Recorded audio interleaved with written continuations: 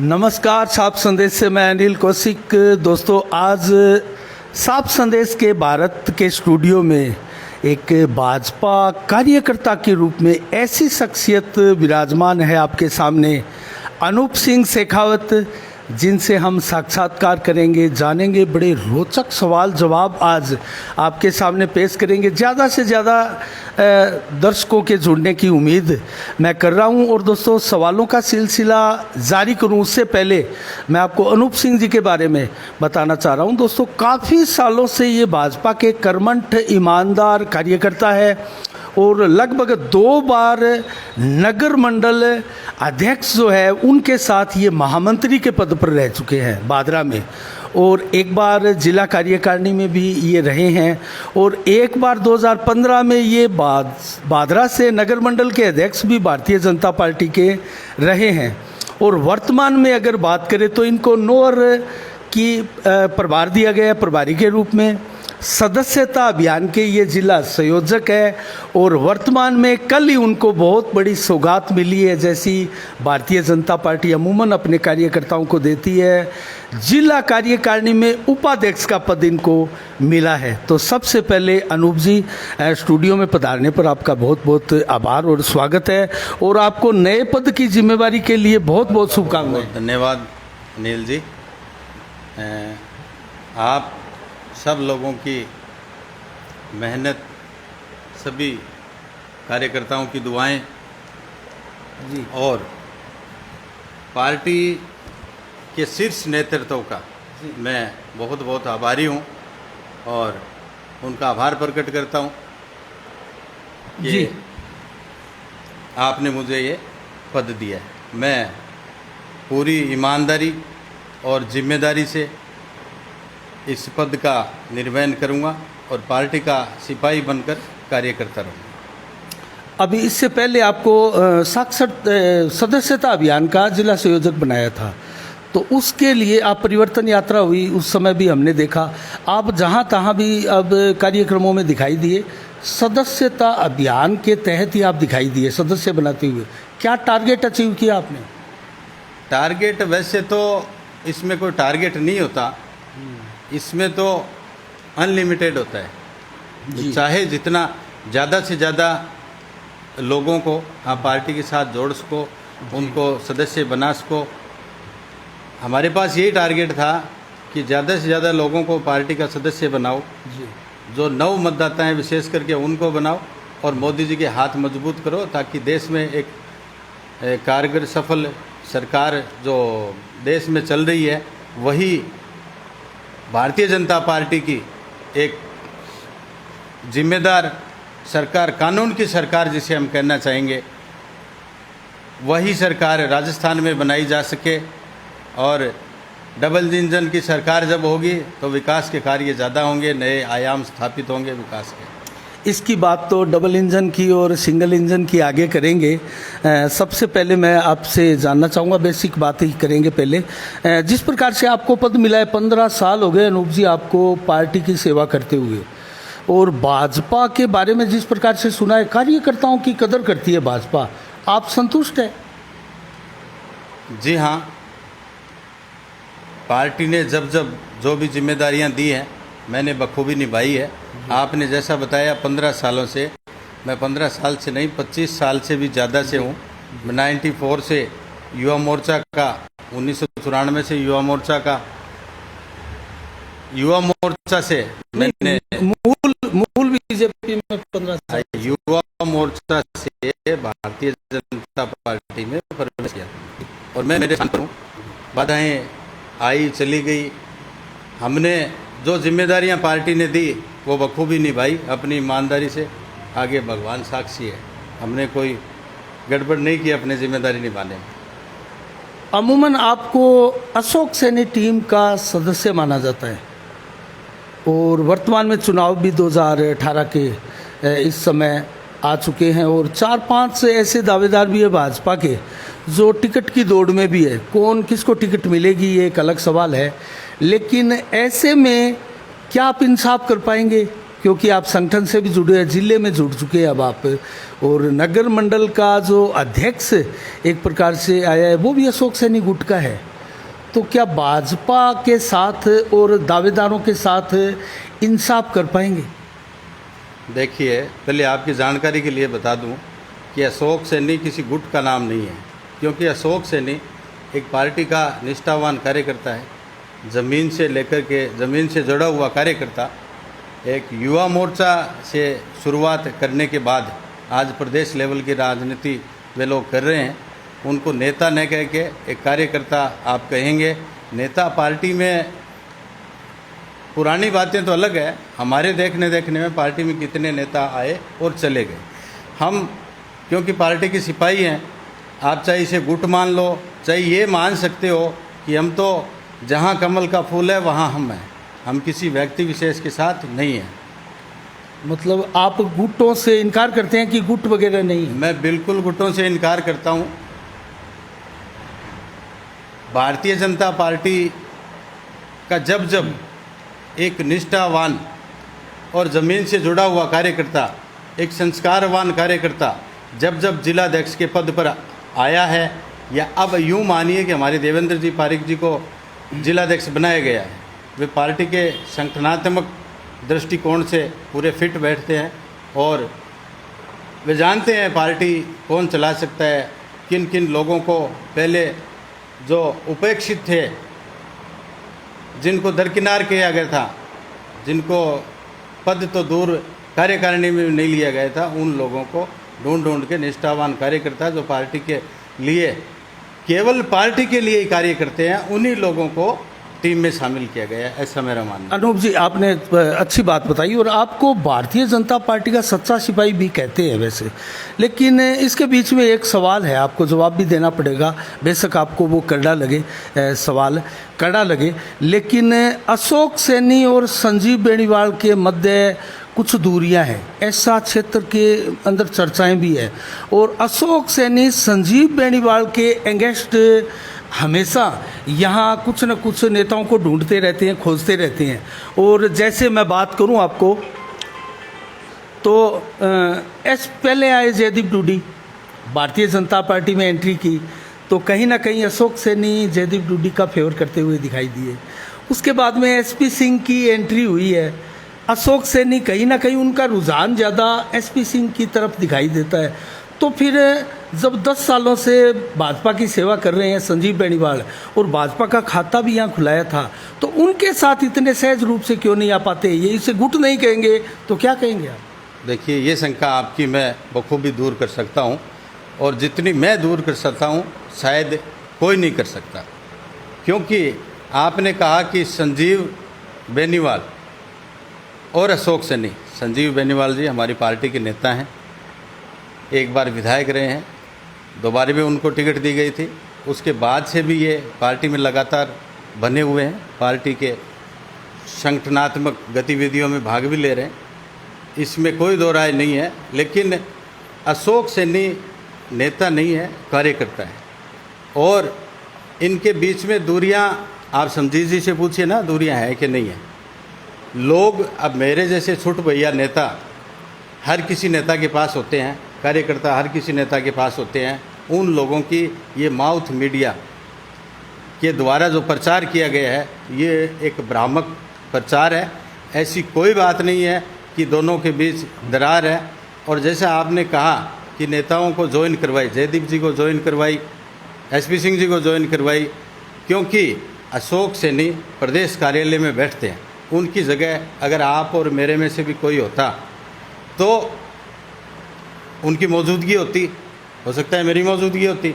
अब वो उस स्थान पर बैठे हैं और अपना कोई दिखे तो उसके साथ अगर फ़ोटो में आप नज़र आ गए, छायाचित्र में नज़र आ गए, तो इसमें कोई ये बात तो नहीं है कि उन्होंने ले जाके किसी को ज्वाइन करवाई।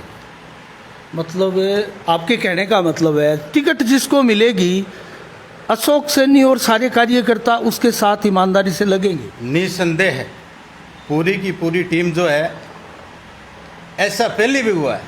मैंने आपको अभी बताया कि कुछ छोटे भैया कार्यकर्ताओं के भ्रामक प्रचार, गलत प्रचार करने की वजह से जो खुद व्यक्ति विशेष हैं, वे पार्टी के लोग नहीं हैं, वे व्यक्ति विशेष हैं, वे अवसरवादी हैं, वे अवसर का इंतज़ार करते हैं कि अगर हमें टिकट नहीं मिली तो हम बीजेपी को कुछ नहीं समझेंगे, बीजेपी के खिलाफ वोटिंग करेंगे। लेकिन हमारे बारे में मैं सीना ठोक के कहता हूँ आपके चैनल के माध्यम से, किसी माई के लाल में दम है तो मेरे ऊपर आरोप लगा के दिखाए, मेरी टीम के ऊपर आरोप लगा के दिखाए कि हमने कभी पार्टी की खिलाफत की है और पार्टी के प्रत्याशी के खिलाफ कभी मतदान किया। लेकिन अशोक सैनी पर तो बहुत से लोग चर्चा करते हैं कि अशोक सैनी जो है वो भारतीय जनता पार्टी का सच्चा सिपाही नहीं है, कभी वोट नहीं देते हैं, ऐसी बातें कई लोगों के मुंह से सुनते हैं। देखिए, हम नहीं मानते लेकिन सुनते हैं। ये कदापि नहीं है, ये बिल्कुल गलत है, निराधार आरोप है, इन आरोपों का कोई आधार नहीं है। और अशोक सैनी हमेशा ही बड़े नेताओं की साजिशों के शिकार होते रहे हैं, इसमें कोई दो राय नहीं है। बड़े नेता जिस तरफ जैसे डालना है, कोई आदमी आगे बढ़ रहा है, आप उसको रोकने का प्रयास करोगे कि भाई ये आपके बराबर नहीं आए। लेकिन ऐसी इन सब बातों से ऊपर उठ के जो व्यक्ति निरंतर अपने कर्तव्य पथ पर चलता गया और आगे से आगे बढ़ते आज अशोक सैनी प्रदेश की राजनीति कर रहे हैं। और जो लोग इनके खिलाफ बोल रहे थे, कुछ तो पार्टी में नहीं है, बाहर का रास्ता ले गए हैं, कुछ अवसरवादी थे, उनको कुछ मिला नहीं पार्टी में, न पद मिला, न उनको राज मिला, न वो चुनाव जीते, इसलिए वो पार्टी छोड़ गए। आपने अपने नेता की कहे या अशोक सैनी की कहे, बहुत शानदार तरीके से एक प्रकार से पैरवी की है, क्योंकि अशोक सैनी यहाँ मौजूद नहीं है और हम बात कर रहे हैं जनता के जो सवाल है उनकी और जनता के जो आरोप है उनकी, क्योंकि आप उनकी टीम के सिपाही हैं और आपने बहुत शानदार तरीके से जवाब भी दिए। अब हम थोड़ा सा पैटर्न चेंज करते हैं सवालों का।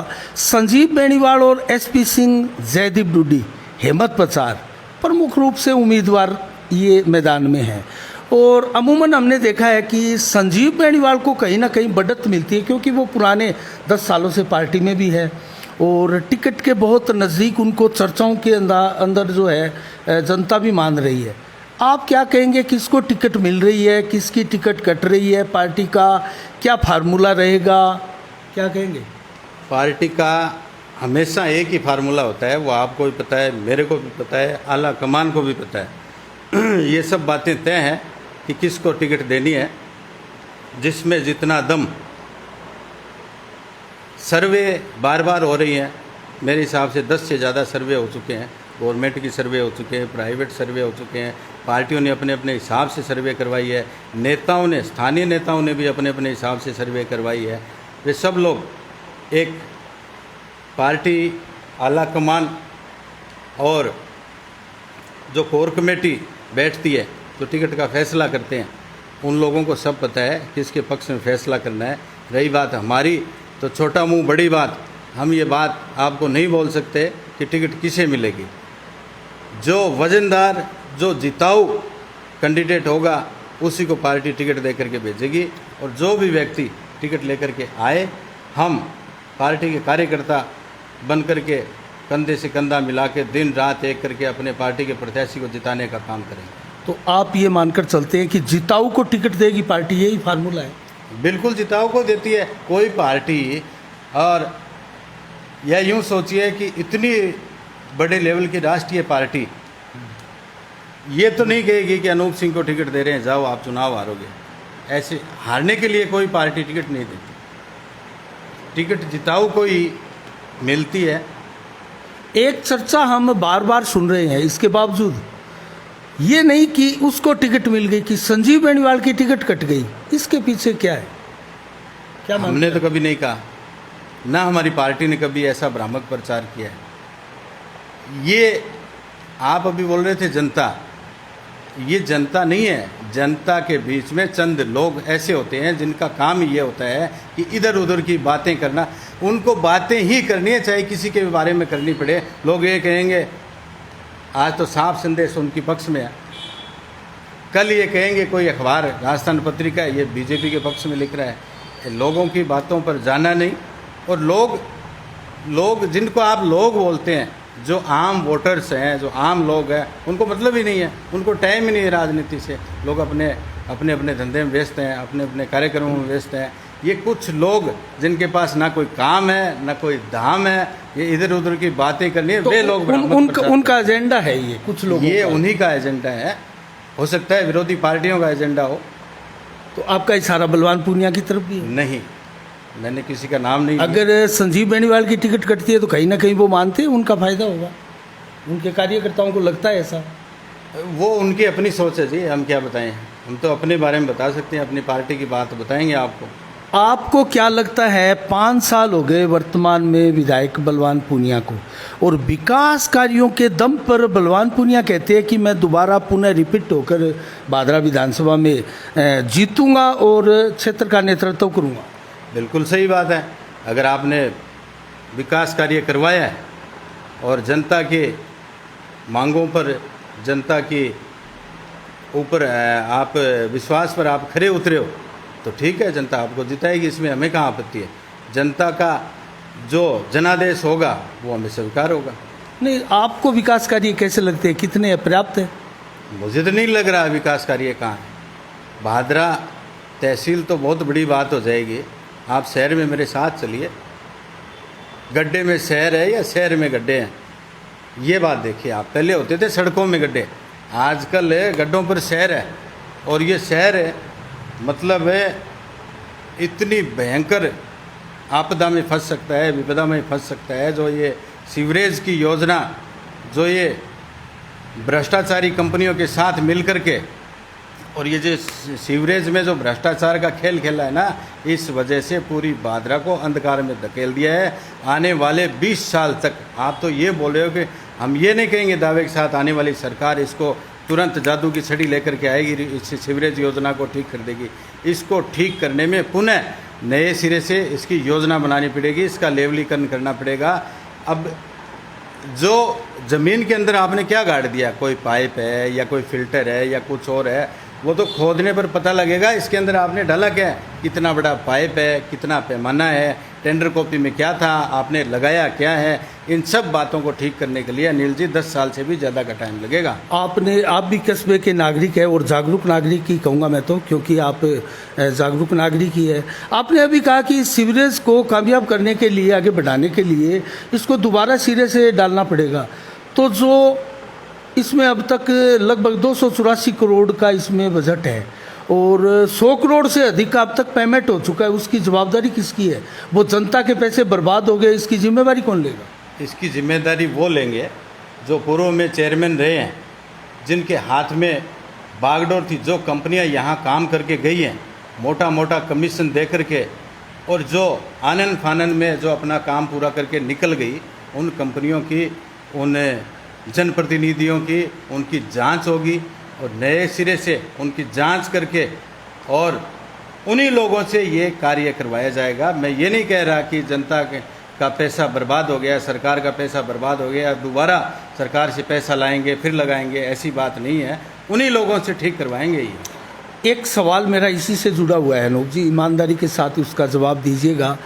पिछली योजना जनता को याद ही है, दर्शकों का ये सवाल मानिए आप, जब रईसा बानो यहाँ चेयरमैन थी और 2013 में संजीव बेनीवाल पहली बार भाजपा का खाता खुलाकर यहाँ विधायक बने थे, और लगभग नगर पालिका का कार्यकाल इस प्रकार रहता है कि एक कार्यकाल करीब 2.25 और 2.5 साल का जो है वो पहले विधायक के साथ बिताना पड़ता है, और दूसरा कार्यकाल दूसरे विधायक के साथ अगर जब चुनाव होते हैं तो। अब उनको 2.25 साल हो गए और अब चुनाव हो रहे हैं, नया कार्यकाल आएगा। पहले रईसा बानो के कार्यकाल पर इसी प्रकार के आरोप लग रहे थे, भ्रष्टाचार है, ये है, वो है, जांच होगी, और उसके बाद में संजीव बेनीवाल और या भाजपा कहे उनके साथ उनका कुछ गठजोड़ हो गया या उनकी सिंपैथी हो गई, उनके साथ एक प्रकार से मिली भगत हो गई, कुछ नहीं हुआ, कोई जांच नहीं हुई। तो क्या इस बार भी ये नहीं होगा? क्या गारंटी है? भादरा क्षेत्र के लोग कैसे आश्वस्त हो? जहाँ तक मेरा मानना है, उनके कार्यकाल की जांच भी हुई है, दोषियों को पनिशमेंट भी मिला है, और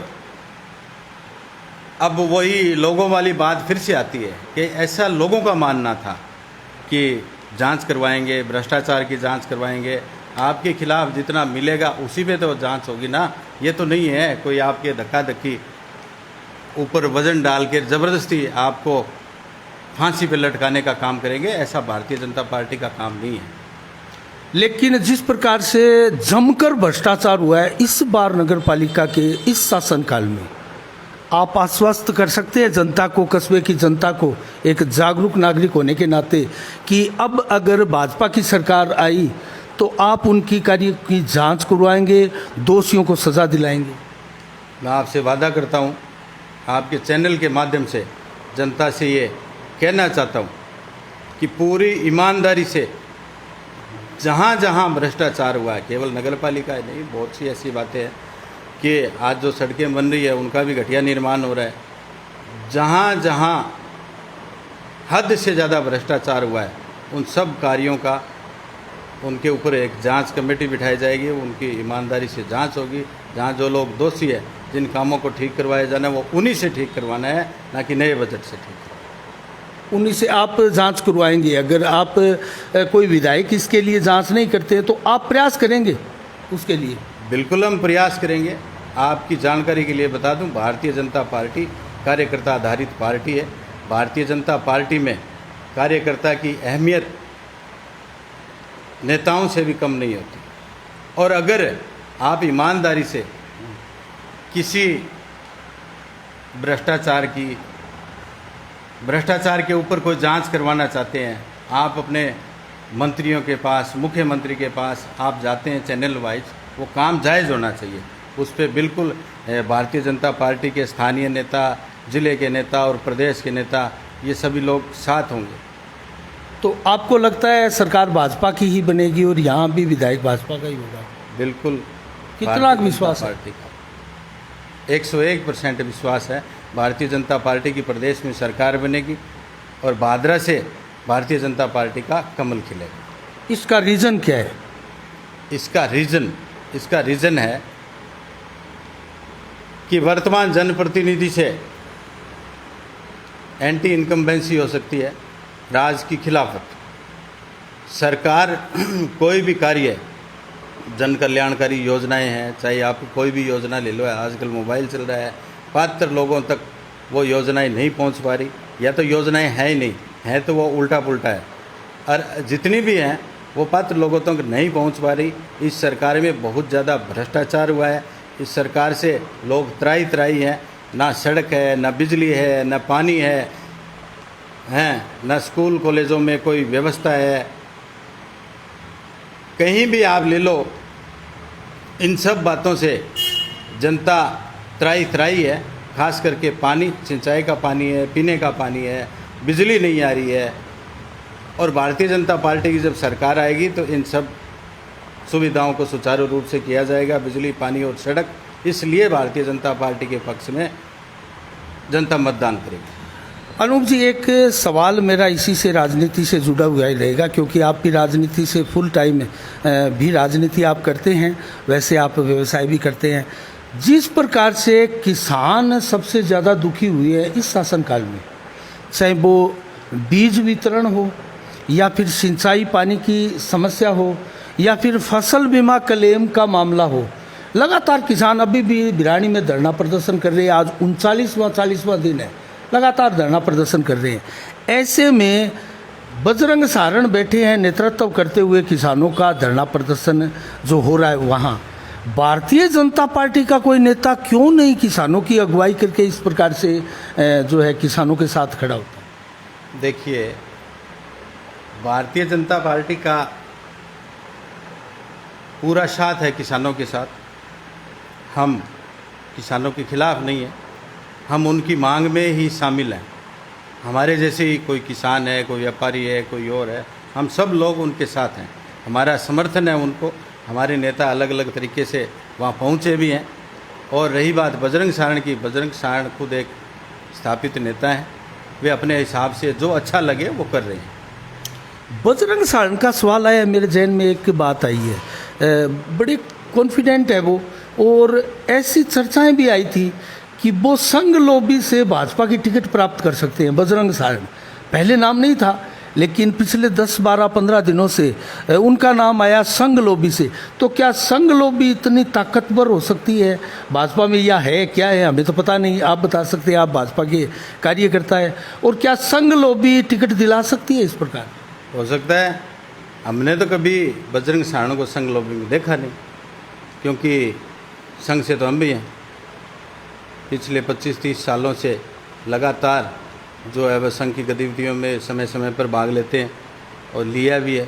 पूरे ज़िले में, संभाग में, प्रदेश में हम आते जाते रहते हैं, उनके संपर्क में रहते हैं। हमने कभी बजरंग सारण का नाम संघ लॉबी में नहीं सुना। तो क्या विचारधारा देखकर किया जाता है, या फिर आप जिस प्रकार बता रहे हैं संघ लॉबी में वर्किंग बहुत ज़रूरी है, उसको मिलेगी टिकट, तो नकार रहे हैं आप? बिल्कुल मैं नकार रहा हूँ। संघ लॉबी ऐसे किसी को, हर किसी को पकड़ के टिकट थोड़ी दे देगी। वही लोगों वाली बात है, मन गढ़ंत बातें, जितनी भी जो जुमले फेंके जाते हैं जनता के बीच में। ये चुनाव का समय है, जुमले आते रहेंगे, उनको ऐसे टालते जाइए।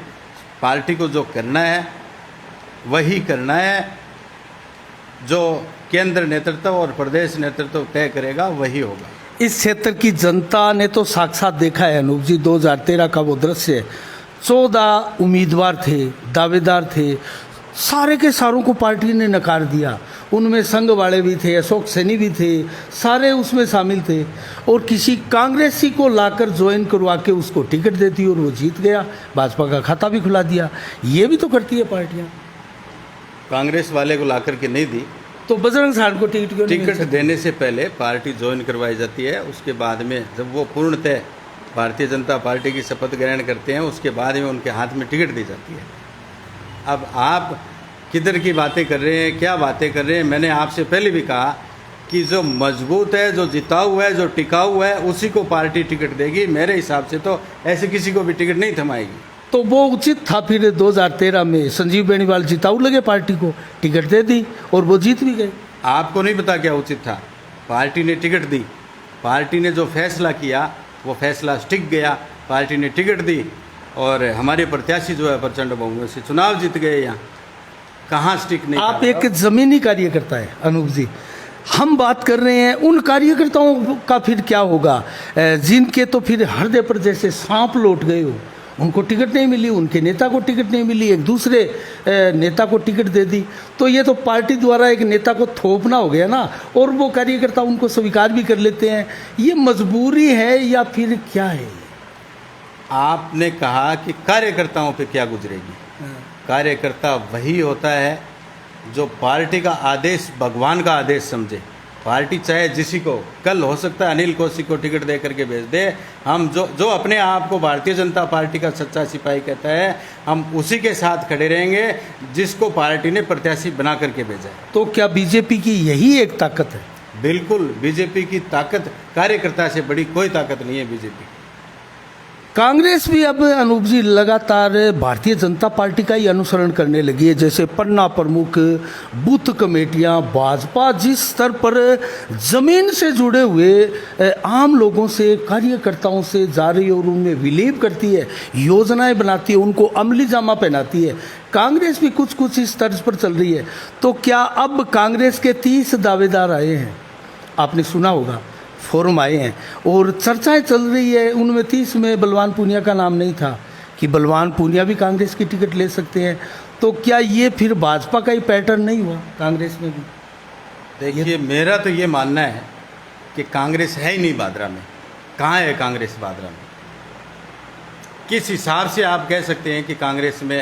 अब ऐसे तो क्या होता है कि हर कार्यकर्ता टिकट की दावेदारी करने लग जाए, टिकट की मांग करने लग जाए, तो कार्यकर्ता रहेंगे कहाँ? क्योंकि जो जितने भी कार्यकर्ता 50-60 जो अग्रिम पंक्ति में कार्य करने वाले होते हैं, वे सब लोग नेता बनने की ओर में लग जाएंगे।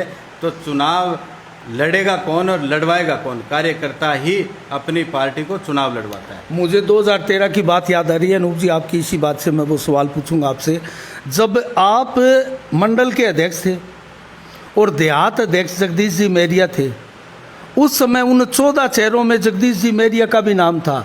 तो क्या अलग है जब कांग्रेस के इन 30 दावेदारों में ब्लॉक अध्यक्ष रविंद्र मोटसरा का भी नाम है और ब्लॉक के देहात अध्यक्ष शेर सिंह गोस्वामी का भी नाम है, तो अलग क्या हुआ फिर?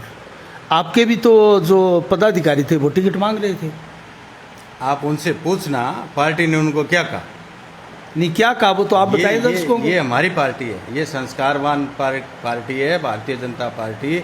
उनको ये कहा कि आप यहाँ क्यों आए हो? आप मंडल अध्यक्ष हो, आप विधायक से भी बड़ा पावर रखते हो, आप जाइए क्षेत्र में काम कीजिए, पार्टी को जिताने का काम कीजिए। तो मतलब पदाधिकारी टिकट नहीं मांग सकते एक प्रकार से? नहीं मांग सकते ये मैंने नहीं कहा, मांग सकते हैं, सबका अधिकार है, वो स्वतंत्र है। आप अपने विवेक से कुछ भी कर सकते हो। आप तो कहोगे मैं तो झाड़ पे चढ़ूंगा तो चढ़ो ही गए, इलाज है किसी के पास। लेकिन मुझे ये देखना चाहिए कि मेरा कार्य क्या है, मेरा ध्येय क्या है, मेरी लाइन क्या है। अगर मैं एक स्थापित नेता हूँ या किसी बहुत बड़े राजनीतिक घराने से आता हूँ और पार्टी में कार्य भी करता हूँ, तो हो सकता है मैं आगे बढ़ने की सोचूं। लेकिन मैं जो हमेशा से ही एक बात कहता आ रहा हूँ कि कार्यकर्ता कार्यकर्ता ही होता है और नेता नेता ही होते हैं। वो बात अलग है कि नेताओं के और कार्यकर्ताओं के बीच में तालमेल कुछ कम होते हैं। कुछ कम किस लिए होते हैं कि ये जो छोटे भैया होते हैं ना बीच वाले, ये लोग इधर उधर कान भरने का काम करते हैं, इसलिए कुछ खामियां आती हैं बीच में। वरना कार्यकर्ता क्या मांगता है एक नेता से? हमने तो कभी पार्षद की भी टिकट नहीं मांगी और हम निस्वार्थ भाव से पार्टी के लिए काम करते हैं और करते रहेंगे। चलो, आपने अच्छी बात बताई। और एक कैसे एक पार्टी जिंदा है और इतनी ताकतवर है, आपने वो फलसफा भी बताया कि कार्यकर्ता कितना मजबूत होना चाहिए। दर्शक भी हमारे सुन रहे होंगे और मैं दर्शकों से निवेदन भी करूंगा कि आपके भी कोई सवाल है तो वो आप ले सकते हैं। हम अनूप सिंह जी से वो सवाल भी पूछ सकते हैं। अनूप सिंह जी, एक सवाल और मैं आपसे भादरा विधानसभा से जुड़ा हुआ पूछ लेता हूँ, क्योंकि हम यहीं के रहने वाले और यहीं की रिस्पॉन्सिबिलिटी आपकी भी ज़्यादा बनती है। जयदीप डूडी ने पार्टी में एंट्री करी, उसके बाद में एसपी सिंह ने पार्टी में एंट्री करी, और इनमें से जयदीप डूडी और एसपी सिंह में से आप किसको ज़्यादा मजबूत मानते हैं? सभी मजबूत होते हैं पार्टी में, तो सभी मजबूत हैं अपने अपने स्थान पर। लेकिन एक टिकटार्थी मजबूत कब माना जाएगा? जिस दिन पार्टी उसके हाथ में टिकट थमा करके भेजे कि आप रण में जाओ और अपनी ताकत दिखाओ, उस दिन मजबूती का पता लगता है। और उसका धरातल हो ही नहीं, उसका गाँव में कोई जनाधारी ना हो, तो वो टिकट तो फिर हार जाएगी, आपको नहीं लगता? ऐसी बात नहीं है। जिसका जनाधार होगा, जिसका धरातल होगा, मैंने कहा ना, पार्टियां टिकट उसको मिलेगी, सोच समझ के फैसला करती हैं। टिकट उसी को मिलेगी जिसका धरातल भी होगा, जिसका जनाधार भी होगा, और जिसकी हवा, किसी गांव में आप बढ़ते हो ना तो दूर से ही पता लग जाएगा कि हाँ, यहाँ से भारतीय जनता पार्टी की हवा आ रही है। अच्छा अनूप जी, आप क्षेत्र की राजनीति से हटकर एक सवाल अपने प्रदेश की राजनीति का कर लेते हैं। आप दावा करते हैं और बड़े विश्वास से लबरेज भी है कि भारतीय जनता पार्टी राजस्थान में आ रही है, और वसुंधरा राजे से बड़ा चेहरा मुझे तो भारतीय जनता पार्टी का दिखाई नहीं देता। मेरे व्यक्तिगत विचार है और ये दर्शकों का भी सवाल हो सकता है। वसुंधरा के बगैर भाजपा राजस्थान में सरकार नहीं बना सकती, ऐसा लोगों का सवाल भी है और लोगों के जहन में बात भी है। और वसुंधरा को आला कमान जो है, केंद्रीय नेतृत्व जो है, वो साइडलाइन करने में लगा हुआ है। तो क्या लगता है आपको, वसुंधरा को कमान मिलेगी? प्रदेश में क्या होगा? भाजपा सरकार बनाएगी तो कैसे बनाएगी? देखिए, ये वैसे तो बहुत बड़ा सवाल है आपका, मेरे लेवल से ऊपर है। फिर भी मैं कहना चाहूँगा, वसुंधरा जी हमारे आदरणीय नेता हैं, सम्माननीय नेता हैं और वरिष्ठ नेता हैं राजस्थान से। अब किसी को दरकिनार कोई नहीं कर सकता। बड़े लोग बड़े ही रहेंगे, छोटे छोटे ही रहेंगे। अब यहाँ भी वो छोटों वाली बातें शुरू हो जाती हैं कि कुछ लोगों का काम होता है कान भरना। पार्टी आज नरेंद्र जी मोदी जो हमारे यशस्वी प्रधानमंत्री जी हैं, जो जिनको विकास पुरुष के नाम से जनता जानती है, जो दिन रात सोते उठते बैठते केवल और केवल विकास की ही बातें करते हैं, उनके नाम से चुनाव लड़ा जाएगा। और रिजल्ट आने के बाद जिसको पार्टी विधायक दल का नेता बनाएगी वो स्वीकार्य होगा। यहाँ कोई फूट नहीं है भारतीय जनता पार्टी में। मैंने कहा, बड़े लोग बड़े ही रहेंगे, छोटे छोटे ही रहेंगे। नहीं तो छोटे कौन है फिर, बड़े कौन है? अब ये आपको सब पता है। मैंने कहा, मेरे लेवल का सवाल नहीं है। चलो मान लिया, लेकिन एक कार्यकर्ता होने के नाते आपकी टीस तो होगी, आपकी एक अभिलाषा होगी, आपकी ये एक इच्छा होगी कि ये नेता मुझे राजस्थान में चाहिए। और मुझे पर्सनली पर्टिकुलर ये लगता है कि इनके नेतृत्व में सरकार बन सकती है, अन्यथा गड़बड़ भी हो सकती है। तो आपको ये शंका होती है क्या कि वसुंधरा जी को साइडलाइन करने पर गड़बड़ हो जाएगी? देखिए, वसुंधरा जी बहुत बड़ा चेहरा है, बहुत बड़ा नाम है। पूर्व में 2 बार राजस्थान में मुख्यमंत्री रह चुके हैं और मुख्यमंत्री रहते हुए उन्होंने बहुत सी जन कल्याणकारी योजनाओं का आगाज़ किया, जन कल्याणकारी योजनाओं को लागू किया, अच्छा काम किया, अच्छा विकास किया। और मैं मानता हूँ कि ऐसी कोई बात नहीं है, वे हमारी राष्ट्रीय उपाध्यक्ष भी हैं और पार्टी किसने कहा अभी दरकिनार कर दिया। पार्टी अभी आपने देखा परिवर्तन संकल्प यात्रा के दौरान 4 जगह से यात्रा शुरू की गई है। चारों जगह से वसुंधरा जी जो है मुख्य धारा में पार्टी के साथ हैं। जहां से यात्रा का आगाज़ हुआ है उनके हाथों से शुभारंभ हुआ है, तो मैं कैसे मान लूँ कि साइडलाइन कर दिया। चाहे वो बीकानेर के कैलाश वो मेघवाल हो, उनको अब भी पार्टी ने निकाला है। तो कुल मिला के ये कहा जा रहा है, चर्चा है कि वसुंधरा के जो नज़दीकी थे उन नेताओं को एक एक करके निकाला जा रहा है। और यहाँ से संजीव बेनीवाल, नौर से अभिषेक मटोरिया, हनुमानगढ़ से डॉक्टर राम प्रताप, इनकी टिकट पर तलवार लटक रही है। देखिए ऐसी कोई बात नहीं है। दूसरा मैं आपको बता दूं, टिकट वितरण का कार्य हमारा नहीं है। हमारा कार्य है पार्टी का प्रचार प्रसार करना, पार्टी के लिए वोट मांगना। जनता के बीच में जाएंगे, झोली फैलाकर वोट मांगेंगे। जो विकास कार्य पूर्ववर्ती सरकार भारतीय जनता पार्टी ने करवाए हैं वो उनको याद दिलवाएंगे। जो करना चाहते हैं वो जनता से वादा करेंगे कि आप भारतीय जनता पार्टी को वोट दीजिए, हम ऐसा करेंगे। अनूप जी, आपको वर्तमान में एक नई जिम्मेदारी मिली है प्रदेश उपाध्यक्ष की, जिला उपाध्यक्ष की। क्या योजना है आपकी और किस प्रकार से आप जो है अपने कार्यकर्ताओं को और हमारे दर्शकों को भी विश्वास दिलाएंगे कि आप पार्टी में बड़ा ईमानदारी के साथ काम करेंगे और ये काम करेंगे ताकि पार्टी आगे बढ़े? क्या कहेंगे आप?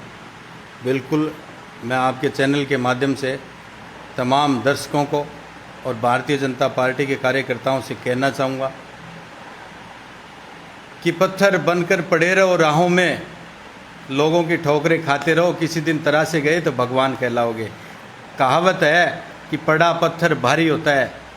पार्टी में मैं मानता हूँ नेताओं से ज़्यादा कार्यकर्ता की इज्जत है, लेकिन वो कार्यकर्ता इज्जत करवाने के लायक तो बने। वो कार्यकर्ता ईमानदारी से अपने दायित्वों का निर्वहन तो करे। मेरे पास कोई पार्टी का आदेश आए, मैं उसको बखूबी अमली जामा पहनाऊँ तो सही। मेरे पास पार्टी का आदेश है कि आप बूथ अध्यक्षों के पास जाइए, आप पन्ना प्रमुख के पास जाइए, आप शक्ति केंद्रों पर जाइए। अगर मैं मेरे घर पर बैठा या मेरी दुकान से इन सब बातों को केवल कागज़ों में ही समेटना चाहूँ, जैसा पूर्ववर्ती कुछ कार्यकर्ताओं ने, कुछ अध्यक्षों ने ये ऐसा किया है, तो उनका खामियाजा भी उनको भुगतना पड़ा है। आपको धरातल पे काम करना पड़ेगा, इसलिए आप सच्चे और निष्ठावान कार्यकर्ता कहलाओ। आप संगठन से जुड़े हुए हैं, इसलिए एक, क्योंकि अब हम विराम भी करेंगे तो अंतिम सवाल ही मानिए आप। 4-5 दो दावेदार हैं भारतीय जनता पार्टी के, कुछ ने एंट्री की है अभी, वो पार्टी की रीति नीति से ज़्यादा वाकिफ़ नहीं है, तो आप उनको क्या संदेश मैसेज देंगे सभी दावेदारों को? और ऐसे कौन से, क्या ऐसे भी कार्यकर्ता है भारतीय जनता पार्टी से जो नाराज़ है संगठन से या इन नेताओं से जो साइडलाइन कर दिए गए, उनको कोई नहीं पूछ रहा है, तो क्या कहना चाहेंगे इन दावेदारों को? क्या मैसेज देंगे आप दावेदारों को? दावेदारों से पहले आपने एक बात कही कि कौन कार्यकर्ता नाराज है। तो मैं ये मानता हूं कि कोई भी कार्यकर्ता, भारतीय जनता पार्टी का कार्यकर्ता जो अपने आप को भारतीय जनता पार्टी का सिपाही कहता है, वो पार्टी से कभी नाराज़ नहीं होता। समय आने पर उसका वोट किसी और पार्टी को नहीं मिल सकता। भारतीय जनता पार्टी का कार्यकर्ता केवल भारतीय जनता पार्टी को ही वोट देगा। मन मुटाव किसी के साथ हो सकते हैं, लेकिन हो सकता है किसी नेता के साथ आपका तालमेल ना बैठे, लेकिन इसका मतलब ये नहीं हो सकता है मेरी किसी नेता के साथ ना बनती हो, ना मिलती हो, ना बोलचाल होती हो, लेकिन मुझे वोट देने से वो नेता रोक नहीं सकता। मैं मेरी पार्टी को वोट दूंगा, नाच नाच के दूंगा, दिल खोल के दूंगा। नहीं, आपने ये तो बहुत शानदार बात कही, लेकिन उस कार्यकर्ता की टीस है और वो बड़ा व्यथित है और वो बैठा है एक कोने में, पार्टी को वोट भी करता है जैसा आपने अभी बताया, तो क्या उस दावेदार का दायित्व तो नहीं बनता वो उनको संभाले, उनके मर्म पर दवा लगाए, उनको सहलाए, उनकी जो पीड़ा है उस पीड़ा को दूर करने का प्रयास करे? यही तो मैसेज देने के लिए मैं बोल रहा था। मैंने आपको बताया कि भारतीय जनता पार्टी का कार्यकर्ता इतना मजबूत कार्यकर्ता होता है कि जल्दी से तो वो किसी को बताता भी नहीं कि मेरी पीड़ा क्या है, और हम क्यों बताएं प्रत्याशी को पीड़ा। आपने कहा कि दावेदारों को आप अपनी पीड़ा बताओ। हो सकता है मुझे बहुत सी पीड़ाएं हैं, लेकिन मैं क्यों बताऊं मेरी पीड़ा उनको? कौन है वो? पार्टी कहाँ से शुरू होती है? पार्टी कार्यकर्ता से शुरू होती है। कार्यकर्ता से बड़ा दावेदार नहीं हो सकता। पीड़ा अगर जाननी है तो उनको पास आना पड़ेगा। कुआं कभी प्यासे के पास नहीं जाता, प्यासा ही कुएं के पास आता है। अनिल जी, चलो, आपने बहुत ही शानदार बात कही, और कितने आप आत्मविश्वास से लवरेज है इसका भी आपने बाखूबी जो है वो बखान भी किया है अपने शब्दों के साथ, और कुछ ऐसे आपने शेरो शायरी भी की है, सुनाई है, और उसके लिए आप अनूप जी जाने भी जाते हैं। जगदीश गर्ग को भी अध्यक्ष बनाया गया है नगर मंडल का। हम इस चैनल के माध्यम से जगदीश जी को भी बहुत बहुत शुभकामनाएं देते हैं। क्या कहेंगे, अब अशोक सैनी मजबूत हो रहा है गुट? एक कार्यकर्ता का लेवल मजबूत हो रहा है। अशोक सैनी को आप मजबूत मानते हैं तो ये मानिए कि अशोक सैनी के नाम से भारतीय जनता पार्टी यहाँ मजबूत हो रही है। जो निष्ठावान, लगनशील और कार्य करने वाले, धरातल पर कार्य करने वाले लोग पार्टी के अंदर जब कार्य करेंगे तो पार्टी की एक अलग लहर नजर आएगी। चलो, चलते चलते एक अंतिम सवाल। अशोक सैनी को टिकट मिलने की बात की जा रही है किसी विधानसभा क्षेत्र से, कितने आश्वस्त है आप? बहुत अच्छी बात है। ये कार्यकर्ता का सच्चा सम्मान होगा, उसकी मेहनत का सच्चा सम्मान होगा, और कहाँ से मिलेगी ये तो पार्टी अल्लाह का मान तय करेगी। चलो, बहुत बहुत शुभकामनाएं, धन्यवाद अनूप जी, आप हमारे स्टूडियो में आए। तो दोस्तों, ये है अनूप सिंह शेखावत। बड़ा बेबाकी के साथ इन्होंने आज ईमानदारी के साथ जवाब दिए हमारे सभी सवालों के, और ये स्टूडियो में पहुँचे, इसका बहुत बहुत इनका आभार, धन्यवाद। इसी के साथ दोस्तों, साफ संदेश से मैं अनिल कौशिक अगली कड़ी में फिर किसी शख्सियत से मिलेंगे, नई शख्सियत से। तब तक के लिए आप अपना बहुत बहुत ख्याल रखिएगा। मुझे दीजिएगा इजाज़त। साफ संदेश से मैं अनिल कौशिक, नमस्कार, जय भारत, जय जय।